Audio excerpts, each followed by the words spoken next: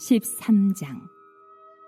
이스라엘 자손이 다시 여호와의 목전에 악을 행하였으므로 여호와께서 그들을 40년 동안 블레셋 사람의 손에 넘겨주시니라.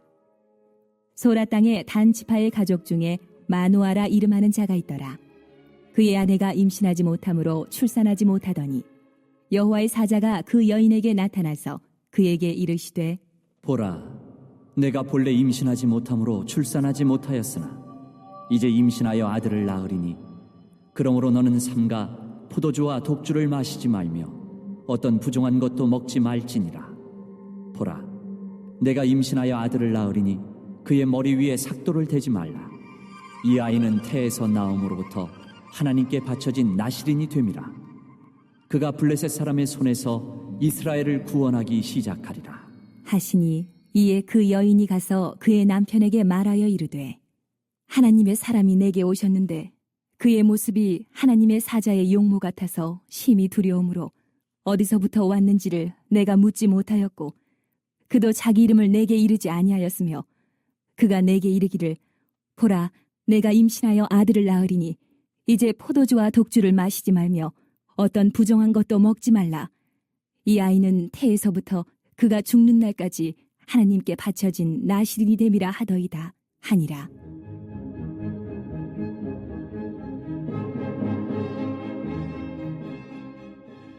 마노아가 여호와께 기도하여 이르되, 주여, 구하옵나니 주께서 보내셨던 하나님의 사람을 우리에게 다시 오게 하사 우리가 그 낳을 아이에게 어떻게 행할지를 우리에게 가르치게 하소서.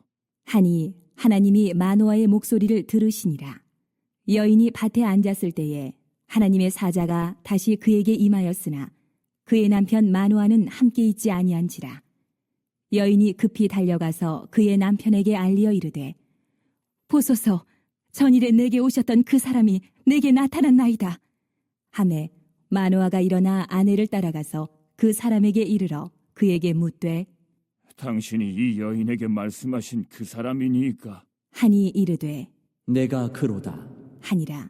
마노아가 이르되, 이제 당신의 말씀대로 되기를 원하나이다. 이 아이를 어떻게 기르며 우리가 그에게 어떻게 행하리이까? 여호와의 사자가 마노아에게 이르되, 내가 여인에게 말한 것들을 그가 다 삼가서 포도나무의 소산을 먹지 말며 포도주와 독주를 마시지 말며 어떤 부정한 것도 먹지 말고 내가 그에게 명령한 것은 다 지킬 것이니라 하니라. 마노아가 여호와의 사자에게 말하되, 구하옵나니 당신은 우리에게 머물러서 우리가 당신을 위하여 염소 새끼 하나를 준비하게 하소서. 하니 여호와의 사자가 마노아에게 이르되, 내가 비록 나를 머물게 하나 내가 내 음식을 먹지 아니하리라. 번제를 준비하려거든 마땅히 여호와께 드릴지니라 하니 이는 그가 여호와의 사자인 줄을 마노아가 알지 못함이었더라. 마노아가 또 여호와의 사자에게 말하되, 당신의 이름이 무엇이니까? 당신의 말씀이 이루어질 때에 우리가 당신을 존귀히 여기리이다. 하니 여호와의 사자가 그에게 이르되, 어찌하여 내 이름을 묻느냐? 내 이름은 기묘자라 하니라. 이에 마노아가 염소 새끼와 소재물을 가져다가 바위 위에서 여호와께 드리매 이적이 일어난지라.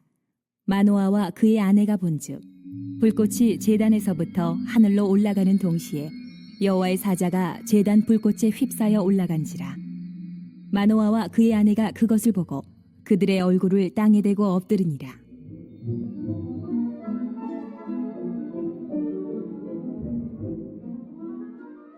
여호와의 사자가 마노아와 그의 아내에게 다시 나타나지 아니하니 마노아가 그제야 그가 여호와의 사자인 줄 알고 그의 아내에게 이르되, 우리가 하나님을 보았으니 반드시 죽으리로다. 하니 그의 아내가 그에게 이르되, 여호와께서 우리를 죽이려 하셨더라면 우리 손에서 번제와 소제를 받지 아니하셨을 것이요 이 모든 일을 보이지 아니하셨을 것이며 이제 이런 말씀도 우리에게 이르지 아니하셨으리이다 하였더라. 그 여인이 아들을 낳음에 그의 이름을 삼손이라 하니라. 그 아이가 자라매 여호와께서 그에게 복을 주시더니 소라와 에스다올 사이 마하네단에서 여호와의 영이 그를 움직이기 시작하셨더라. 네, 오늘 이제 사사기 13장 말씀이죠. 이제 마지막 사사, 이스라엘 사사기 안에서 있는 마지막 사사, 12번째 사사인 그 유명한 이제 삼손의 이야기가 이제 시작이 되고 있습니다. 그 앞에 나오는 이제 세 명의 사사, 사실 어제 잠깐 살펴보았는데 그들이 이제 통치한 기간이 약 한 25년이었는데요. 별다른 일도 없었고 그냥 사사들만 아들, 딸들 잘 낳고 잘 살았다 뭐 이런 이야기만 있었어요. 사실 이거는 결코 좋은 모습이 아닙니다. 성경에서 별일 없이 그냥 이 땅에서 잘 먹고 잘 살았더라 이런 이야기를 하는 거는 그다지 좋은 메시지가 아닙니다. 그리고 나서 오늘 이제 13장에서 이렇게 다시 이제 시작을 합니다. 1절 말씀 한번 읽어봅니다. 시작. 이스라엘이 자손이 다시 여호와의 목전에 악을 행하였으므로. 자, 이제 사사기의 전형적인 패턴이 다시 일어나고 있어요. 그러니까 이 땅에서 하나님이 뭐 평화를 주셔서 잘 먹고 잘 살았다 이런 메시지를 성경에서 주신다. 이 땅에서 그렇다. 이거는 성경적으로 뭔가를 좀 암시하는 그런 메시지들입니다. 오늘 우리도 마찬가지예요. 이 땅에서 우리가 아무 일도 없이 평탄하고 잘 먹고 잘 살았다 이럴 때 우리는 이게 결코 좋은 메시지가 아니구나라고 생각을 할 줄 알아야 돼요. 로마서 말씀에 보면은 그들을 상실한 마음대로 하나님이 내버리신다. 그대로 내버려 두신다. 이게 사실 재앙이거든요. 내버려 두신다. 우리가 그냥 이 땅에서 너무 감사하고 너무 막 행복하게 사는데도 내버려 두신다. 이 땅에서 살아갈 때 우리가 어떻게 죄에 오염되지 않겠어요? 이 땅에 살아갈 때 어떻게 거룩하게 정말 구별돼서 살 수 있겠어요? 근데 엉망진창으로 사는 대로 내버려 둔다. 이거는 다음 재앙을 가만히 준비하고 계시는 그런 모습일 수도 있습니다. 자, 어쨌든 이렇게 대비가 되면서요, 이스라엘 자손이 다시 여호와의 목전에 악을 행하였다. 사람들은요, 평탄할 때 긴장을 해야 되는데 꼭 이렇게 한 번씩 이제 얻어 맞아요. 그때 이제 긴장을 하죠. 악을 행하였는데 하나님이 어떻게 합니까? 뒤에 부분에 보면 여호와께서 그들을 40년 동안 블레셋 사람의 손에 넘겨 주시니라. 전형적인 패턴이 나오고 있습니다. 악을 행하고 하나님이 넘겨 주시고. 근데 이제 무려 40년 동안이나 넘겨 주셨다. 이렇게 블레셋 사람들이 이제 등장을 하고 있습니다. 블레셋이라는 이 나라가 물론 뭐 그 전부터 등장을 합니다. 사사기 말씀해 보면 그 전에 이제 삼갈이라는 사사가 있었는데 이 삼갈은 블레셋 사람 600명을 소모는 막대기로 그냥 한 번에 사사기 이야기를 읽다 보면은 야 무슨 소모는 막대기를 가지고 그냥 갑자기 소 치다가 막대기 하나로 600명을 죽였다 막 이런 이야기가 나옵니다. 그때 이제 블레셋이 등장을 하고 그리고 오늘 13장부터 이제 또 계속되는 이제 삼손과의 이야기 속에 블레셋이 등장을 합니다. 근데 이 블레셋은 이때부터 계속 본격적으로 나와가지고요. 사무엘서 넘어가기까지 계속 존재하면서 이스라엘 백성들을 괴롭히죠. 그래서 다윗 시대를 지나가지고 조금 맥을 못 췄는데도 계속 괴롭혀요. 그리고 나중에 포로기까지 그때까지 계속 블레셋이 살아남습니다. 대단한 민족이고 그리고 이스라엘과는 아주 그냥 어떻게 할 수 없는 막 치고받고 싸우는 그런 민족이 바로 블레셋인데요. 이때만 하더라도 이 블레셋이 굉장히 강력해서 40년 동안을 또 이 이스라엘을 완전 지배를 하다시피 해서 40년을 괴롭혔대요. 40년을 얼마나 힘들겠습니까? 말이 40년이지. 우리가 일제 36년이라고 하지 않습니까? 이 36년 동안 지배를 당하고도 일본 사람이라고도 안 부르죠. 일본 사람이라고 안 부르고 꼭 일본에다가 니은에다가 요걸 붙여야 이제 저것들은 그냥 우리가 하여튼 그래야 우리가 직성이 풀리는 거 아니겠습니까?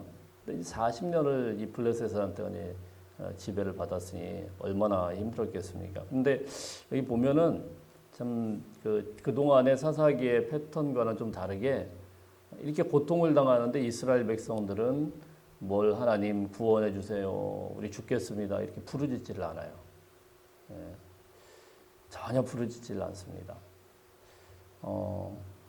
근데 2절 말씀 한번 보겠습니다. 2절 말씀 시작. 소라 땅에 단지파의 가족 중에 마노아라 이름하는 자가 있더라. 그의 아내가 임신하지 못하므로 출산하지 못하더니.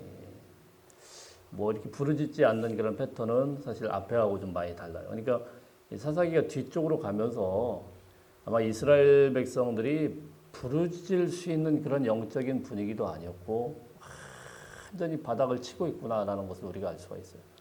예, 부르짖을 힘도 없고 또 영적으로도 무지하고 힘도 없고 능력도 없고 아무것도 없는 그런 상황. 삼손이 태어날 때의 그 기사를 보면은 없다라는 거죠. 없다라는 거. 아무것도 없는 거예요. 예.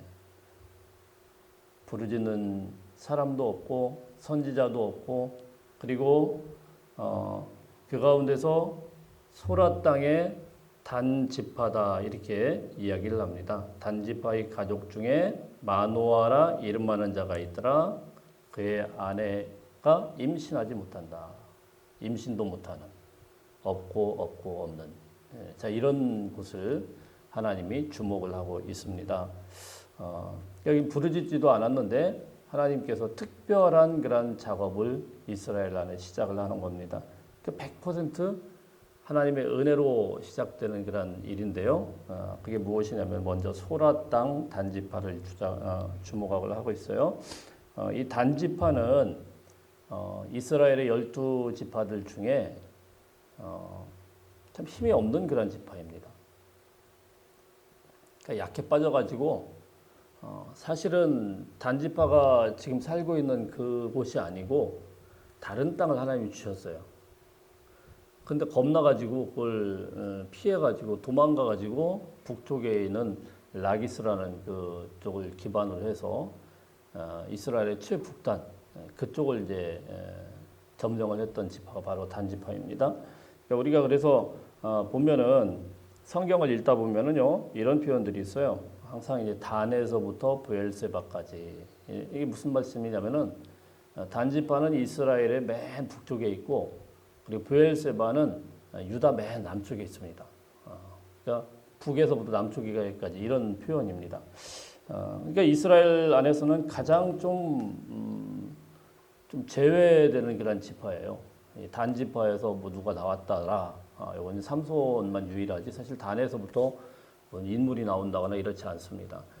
가장 북쪽의 사람이고 또 이 소라 땅이라는 것이 보니까 지리적으로 블레셋과 경계선상에 있었대요. 그러니까 우리가 삼손 이야기 전에도 보면은 그 경계 지역에 있는 그런 땅은요 아주 심하게 수탈을 당합니다. 블레셋이 껄핏하면 와가지고 다 뺏어가고 자 이런 땅이라고 생각을 하면 되겠습니다.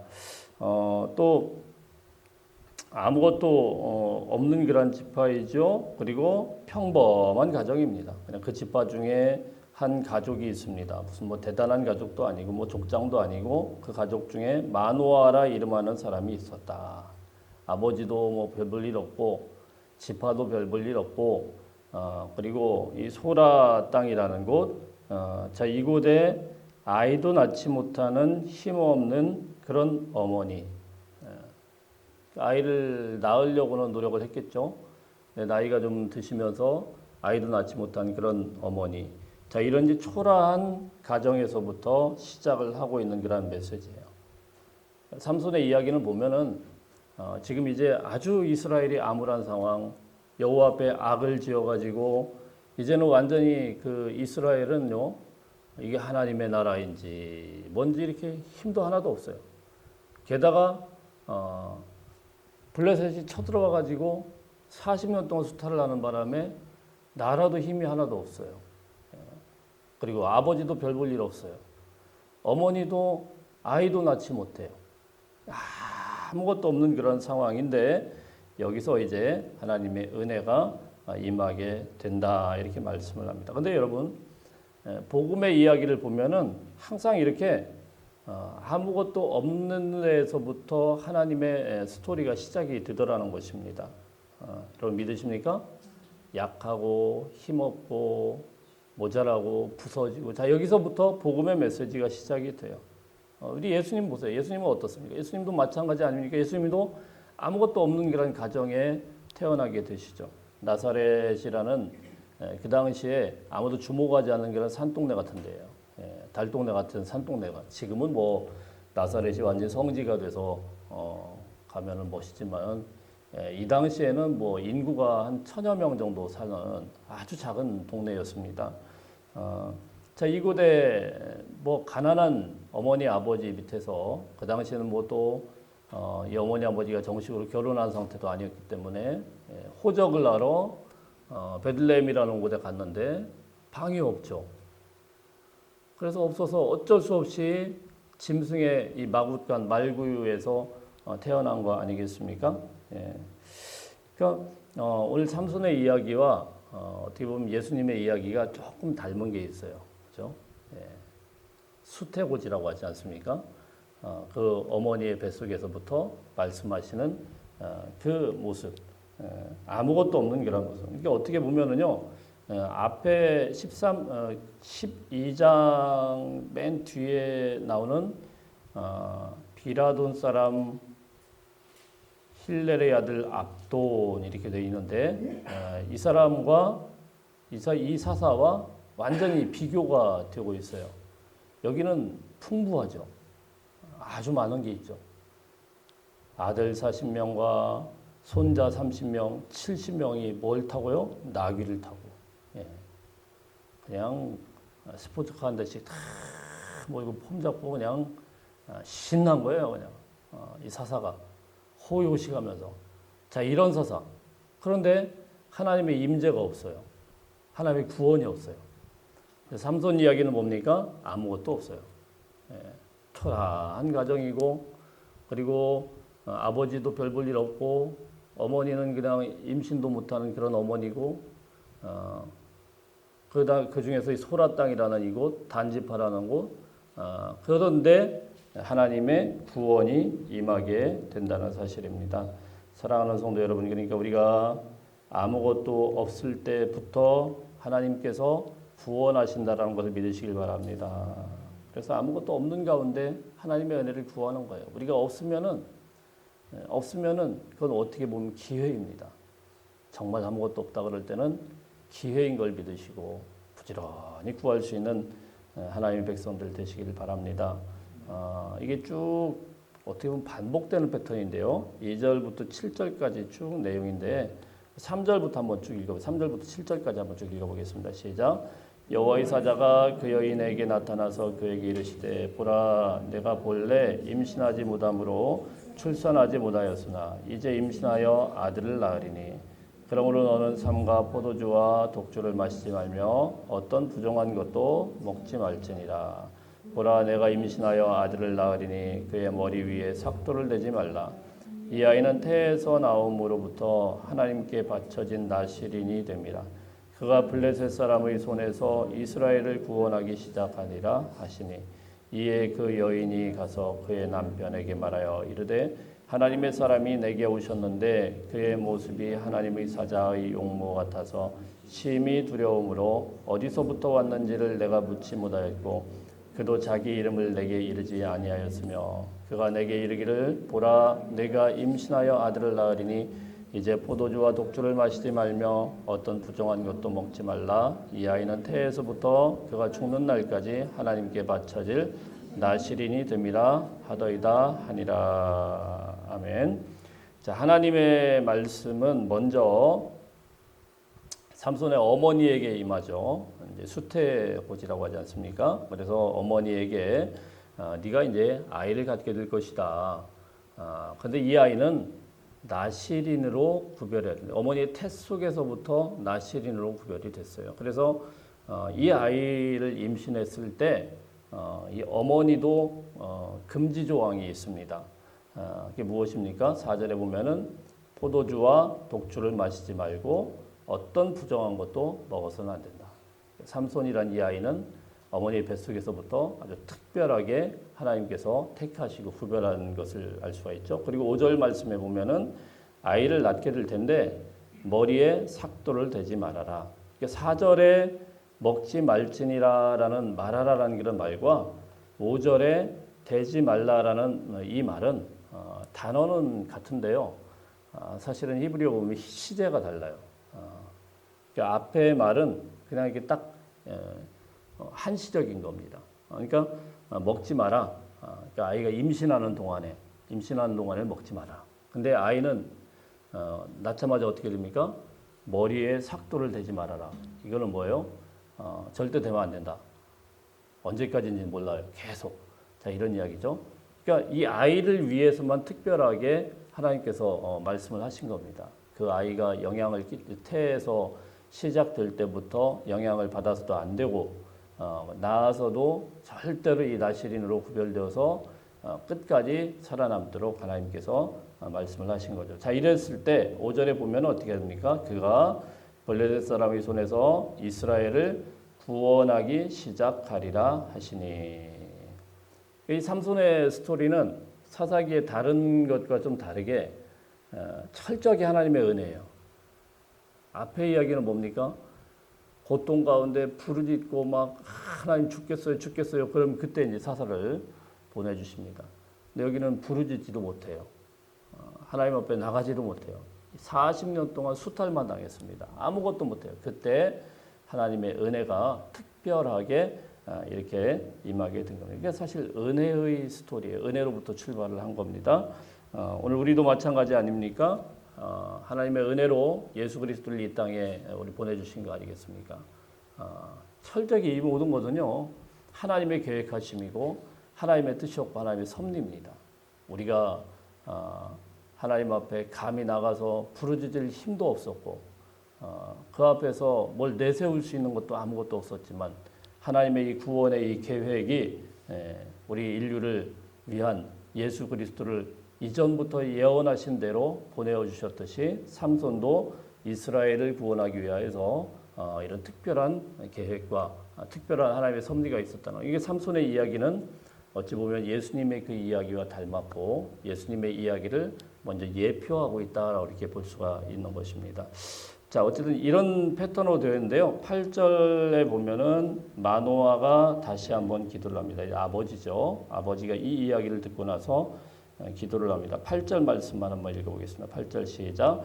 마노아가 여호와께 기도하여 이르되 주여 구하옵나니 주께서 보내셨던 하나님의 사람을 우리에게 다시 오게 하사 우리가 그 낳을 아이에게 어떻게 행할지를 우리에게 가르치소서 하니. 마노아는 다시 한번 기도합니다. 주님, 이 하나님의 사람을 우리에게 다시 오게 하셔서 이 아이에게 어떻게 가르쳐야 될지를 다시 한번 말씀해 주세요. 저는 이 마노아의 기도를 좀 곰곰이 우리가 새겨볼 필요가 있는데요. 다시 한번 또 기도하는 내용이요. 계속 나오는데요.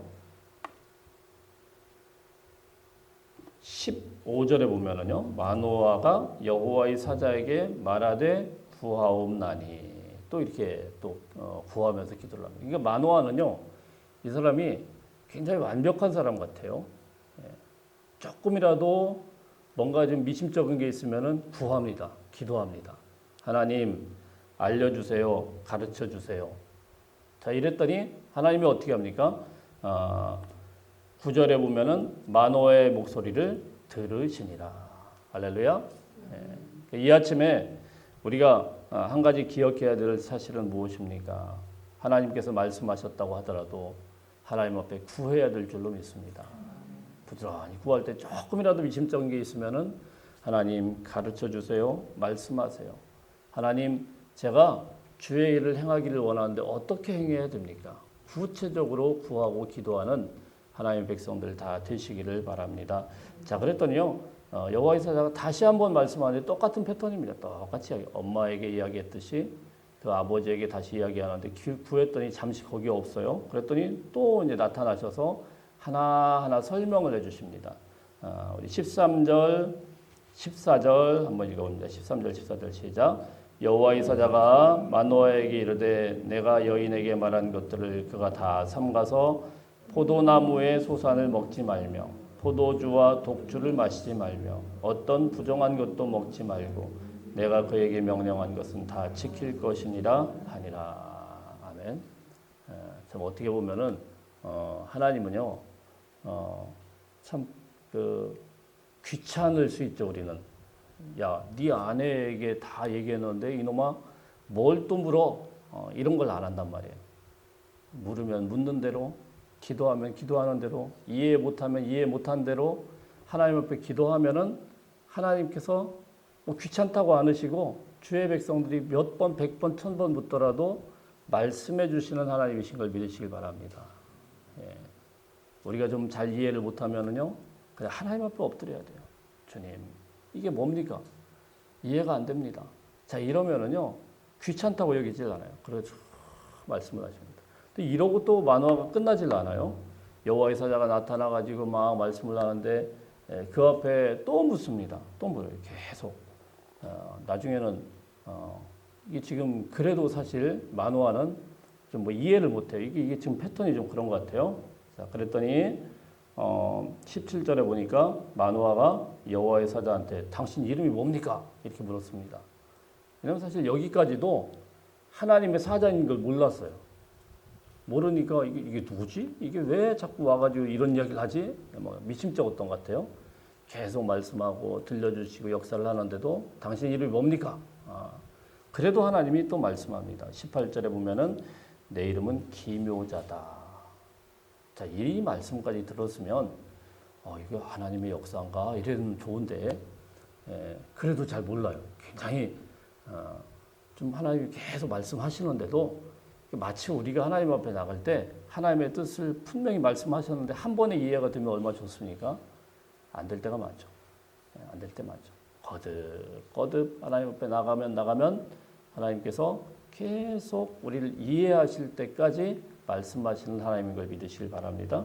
그래서요, 20절에 보면은 불꽃의 제단에서부터 나와가지고 막 휩싸여서 올라가는 장면이 쭉 나옵니다. 그리고 엎드려요. 그때서야 이제 이 사람들이 이제 하나님이시구나, 하나님의 사자시구나, 우리 다 죽었다. 자, 이렇게 나오는 거예요. 그러니까 마노아의 영적인 상태를 보면은 굉장히 어떻게 보면은요 더뎌요. 하나님을 신뢰하지 않는 건 아닌데 굉장히 더디고 아둔하고 둔감하고 다 죽었다 그러니까 그 아내가요 옆에서 아니 여보 죽으려면 진작 죽었지. 진작 죽었지. 아니 하나님의 사자를 만났을 때 그때 죽었지. 우리가 제사도 드리고 다 드렸는데 그래도 살아있잖아요. 제가 이럴 정도로 마노아가 굉장히 더딘 그런 사람인데 이때 마노아의 장점은 무엇입니까? 더디고 이해는 안 되더라도 잘 납득은 안 되더라도 하나님 앞에 엎드릴 줄 아는 사람.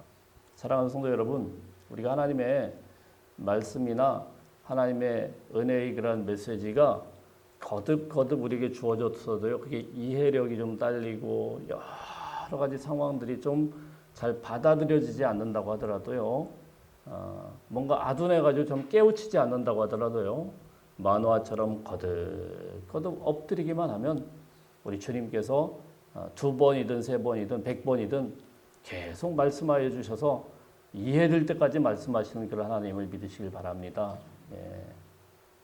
은혜 받는 게요 다 다르더라고요.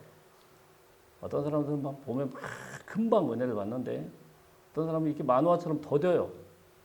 엎드리고 또 나가고 막 분명히 이렇게 주셨는데도 잘 이해를 못하고 그럼에도 불구하고 여러분 주님 앞에 엎드리기만 하면 우리 하나님은 100번이든 1000번이든 계속 말씀하셔서 이해될 때까지 말씀하시는 하나님이신 걸 믿으시길 바랍니다. 그래서요 결과적으로 24절 25절 한번 읽어봅니다. 24절 25절 시작.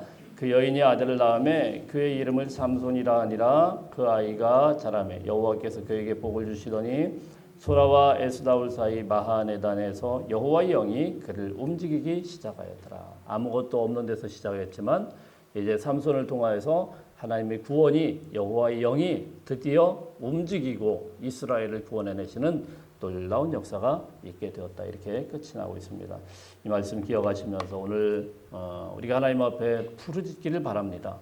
여호와 하나님 앞에 부르짖는 그런 기도는요, 아무리 초라해 보여도 하나님이 듣지 않으시는 게 없고 그 기도로 마노아처럼 끈질기게 기도하고 부르짖어서 반드시 하나님의 응답을 받고 하나님의 뜻을 구할 수 있는 주의 백성들 되시기를 바랍니다.